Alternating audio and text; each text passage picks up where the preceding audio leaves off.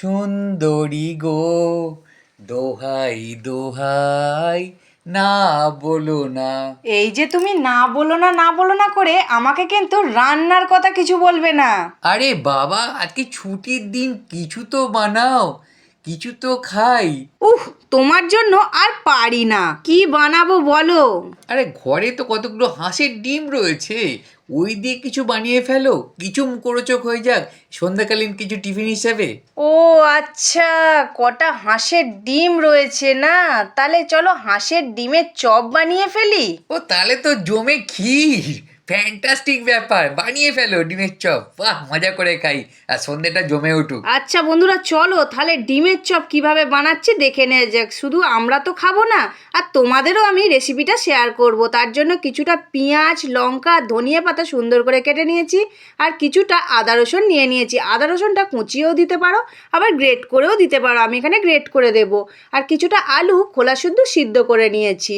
এবার একটা কড়াই বসিয়ে দিলাম, দিয়ে দিলাম পরিমাণ মতো সর্ষের তেল, আর দুটো শুকনো লঙ্কাকে একদম মচমচে করে ভেজে নেব, নিয়ে তুলে রেখে দিলাম। এবার ওই তেলেতেই পেঁয়াজ কুচিগুলো দিয়ে দিলাম, দিয়ে একটুখানি ভেজে নেব। পেঁয়াজগুলো বেশি ভাজার দরকার নেই, একদম অল্প করে। তারপর আদা রসুন যে গ্রেট করে রেখেছিলাম, আদা রসুনটাকে দিয়ে দিলাম, দিয়ে একটুখানি ভেজে নেব। যখন একটু আদা রসুনের সুন্দর ভাজা ভাজা গন্ধ ছাড়বে, সেই মুহূর্তে কষানোর জন্য অল্প একটুখানি জল, পরিমাণ মতো নুন, হলুদ গুঁড়ো আর লঙ্কা গুঁড়ো।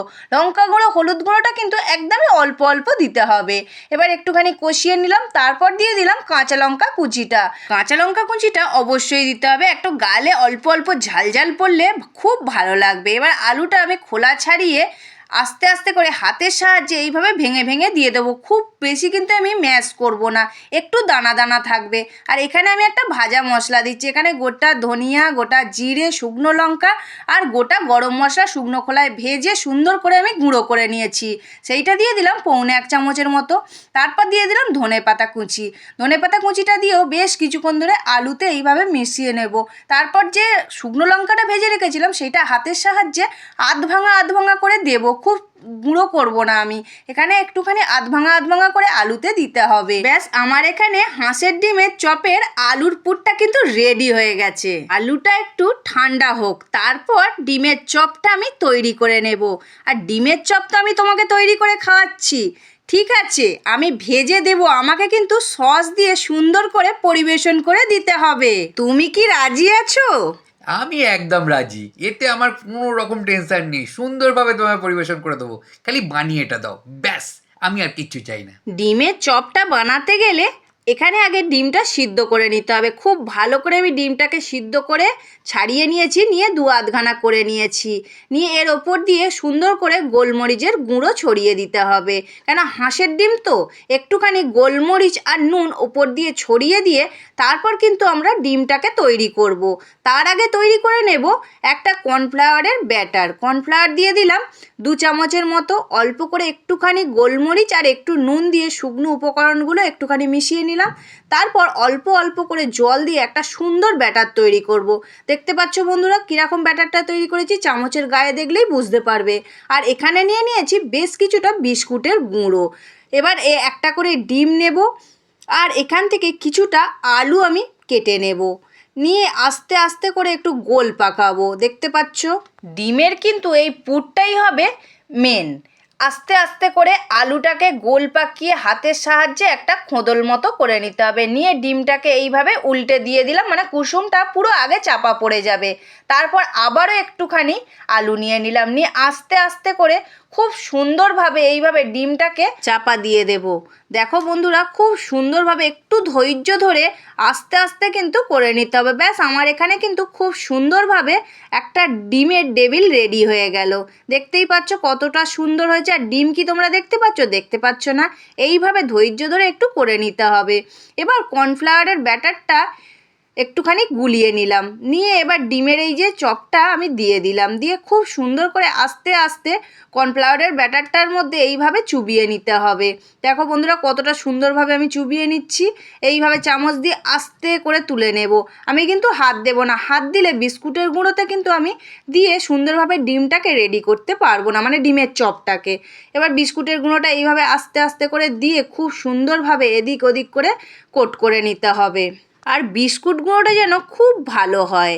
বিস্কুট গুঁড়োটা ভালো হলে চপও কিন্তু খুব সুন্দর হয়। ব্যাস আমার এখানে কিন্তু প্রায় একটা কোট রেডি হয়ে গেছে। আমি কিন্তু একটা কোট দেবো না, এখানে আমি দুটো কোট দেবো। এখানে খুব সুন্দর করে একটা কোট করে নিলাম, নিয়ে কর্নফ্লাওয়ারের ব্যাটারে আবার চুবিয়ে দিলাম, দিয়ে খুব সুন্দর করে কর্নফ্লাওয়ারের ব্যাটারে এদিক ওদিক করে নেব ডিমের টেবিলটাকে, নিয়ে আবারও খুব সুন্দরভাবে চামচ দিয়ে তুলে নেব। এখানে কিন্তু চামচ ইউজ করলে বিস্কুটের গুঁড়োটা অতটা নষ্টও হয় না আর হাতেও লেগে যায় না। কতটা সুন্দরভাবে করছি দেখতে পাচ্ছ বন্ধুরা। এইভাবে আস্তে আস্তে করে কিন্তু খুব ধৈর্য ধরে করতে হবে। এটা খুব তাড়াহুড়োর কাজ না, আবার মনে করলেই তাড়াহুড়ো। দেখো আমার এখানে কিন্তু সুন্দরভাবে ডবল কোটের ডিমের টেবিলটা রেডি হয়ে গেল। এবার সুন্দর করে এবার হাতের মধ্যে তুলে নিয়ে একটুখানি এদিক ওদিক করে নিয়ে খুব সুন্দর করে ডিমের টেবিলের আকার করে রেখে দিলাম।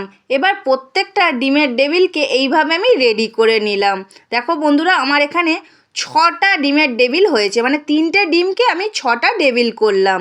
এবার ভাজার জন্য কড়াইয়ে বেশ কিছুটা পরিমাণ সাদা তেল দিয়ে দিলাম, আর তেলটা গরম হলে তারপর ডিমের টেবিলটা দিয়ে দেব, দিয়ে আস্তে আস্তে করে এদিক ওদিক করে নিলাম, নিয়ে ওপর দিয়ে একটু তেল ছিটিয়ে দিলাম, মানে পুরো চারিদিকটাই সুন্দরভাবে ভাজাটা হয়ে গেল, মানে তেলটা লেগে গেলে এবার আস্তে আস্তে ভাজা হবে। আর ডিমের টেবিলটা কিন্তু এতে ফেটেও যাবে না। দেখো বন্ধুরা আমার কতটা সুন্দরভাবে ডিমের টেবিলটা রেডি হয়ে গেল এবং ভাজাও হয়ে গেল। আর তোমাদের দাদা ভাইকে বলেছিলাম সস দিয়ে পরিবেশন করে দিতে, ও খুব সুন্দরভাবে সস দিয়ে আমাকে পরিবেশন করে দিল। সত্যিই তুমি আজকে আমার কথা রাখলে, খুব ভালো লাগলো খেতে, অসাধারণ হয়েছে খেতে, আর মনটা পুরো ভরে গেল। বিশ্বাস করো এর পরের রবিবারও তোমাকে একটু জ্বালাবো আমি। কী জন্য না, একটা নতুন কিছু এই ধরনের ডিশ পাওয়ার জন্য। কিছু মনে করো না প্লিজ। না না, আমি কিছু মনে করছি না। বন্ধুরা আজকে তোমাদের রেসিপিটা কেমন লাগলো অবশ্যই একটা কমেন্ট করে জানাবে, আর ভালো লাগলে সাবস্ক্রাইব করবে স্বাদের খোঁজে উইথ বান্টির চ্যানেলটিকে।